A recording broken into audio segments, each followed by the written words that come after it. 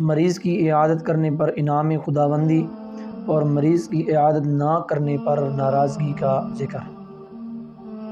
میرے محترم سامعین، حدیث پاک میں رسول اللہ صلی اللہ علیہ وسلم نے آخرت کا منظر بیان کیا، اور میرے نبی علیہ الصلوۃ والسلام نے فرمایا کل قیامت والے دن اللہ ابن آدم سے 3 شکوے کرے گا۔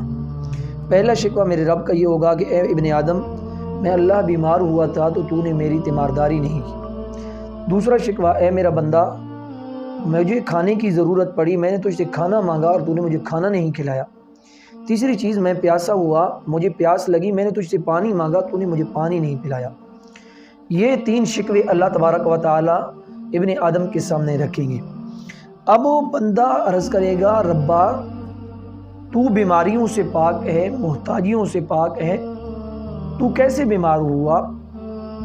تو اللہ تبارک و تعالی فرمائیں گے، اے میرا بندہ، کیا دنیا کے اندر فلاں شخص بیمار نہیں ہوا تھا؟ جی ہاں ربا ہوا تھا۔ کیا تو نے اس کی تیمارداری کی ہے؟ نہیں ربا۔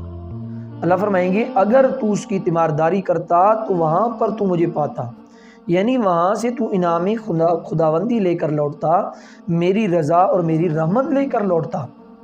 دوسرا، مجھے کھانے کی ضرورت پڑی، نے مجھے کھانا تک نہیں کھلایا۔ ربا تو سارے جہانوں کو پالنے والا ہے، تو سب کو روزیاں دینے والا ہے، تیری ذات رزاق ہے، تو نے کس طرح مجھ سے کھانا مانگا؟ اللہ فرمائیں گے، نہیں، فلاں بندے نے دنیا کے اندر تجھ سے کھانا مانگا تھا۔ جی ہاں ربا، دیا تھا؟ نہیں ربا۔ اللہ فرماتے ہیں، اگر تو نے اسے کھانا کھلایا ہوتا تو مجھ سے اس کا ثواب لے لیتا۔ تیسری چیز اللہ فرماتے ہیں، کیا تو نے فلاں بندے کو پانی پلایا ہے جب اس نے تجھ سے پانی مانگا تھا؟ جی یا اللہ، میں نے نہیں پلایا تھا۔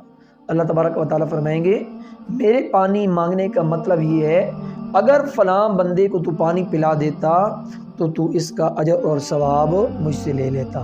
تو میرے محترم، رسول اللہ صلی اللہ علیہ وسلم نے کتنے پیارے انداز میں ایک مثال دے کر قیامت کے حالات کو اور احوال کو ذکر کر کے ہمیں اس بات کی ترغیب دے دی ہے کہ اگر مریض کی عیادت کرو گے، مجبور کو کھانا کھلاؤ گے اور پیاسے کو پانی پلاؤ گے تو ان چیزوں سے اللہ تم پر راضی ہوگا، اور جب یہ کام انسان اللہ کی رضا کے لیے کرے گا تو پھر اللہ تبارک و تعالیٰ کی رضا اس کے ساتھ میں ہو جائے گی اور شامل حال ہوگی، اور جس پہ رب راضی ہو گیا سمجھو اس کا دنیا جہان میں کام بن گیا ہے۔ اسی طرح حدیث پاک میں آتا ہے، رسول اللہ صلی اللہ علیہ وسلم نے فرمایا، مومن آدمی کے مومن پہ 5 حق ہیں، ان میں ایک چیز میرے نبی نے فرمائی کہ مریض کی عیادت کرنا یہ بھی مومن کا ایک حق ہے، اور آپ صلی اللہ علیہ وسلم نے فرمایا، کوئی شخص اگر مریض کے پاس جاتا ہے تیمارداری کرنے کے لیے، عیادت کرنے کے لیے، جب تک وہاں بیٹھا رہتا ہے، گھر میں لوٹتا نہیں ہے، اس وقت تک وہ جنت کے میوے کھاتا رہتا ہے، یعنی اتنا ثواب حاصل کرتا رہتا ہے۔ اس کے ساتھ ساتھ میں ایک بات عرض کر دوں،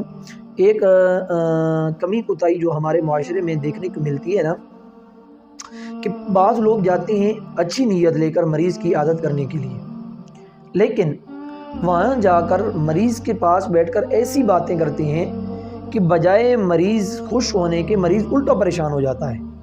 ہماری عادت ہوتی ہے، اچھا فلاں بیماری لگے، اس کا تجھے کوئی علاج ہی نہیں ہے، یہ تو بڑی مہلک بیماری ہے، اور ایسی باتیں کرتے ہیں کہ جس کی وجہ سے مریض کے پاس بیٹھنے والے ورثاء وہ بھی پریشان، مریض بھی پریشان۔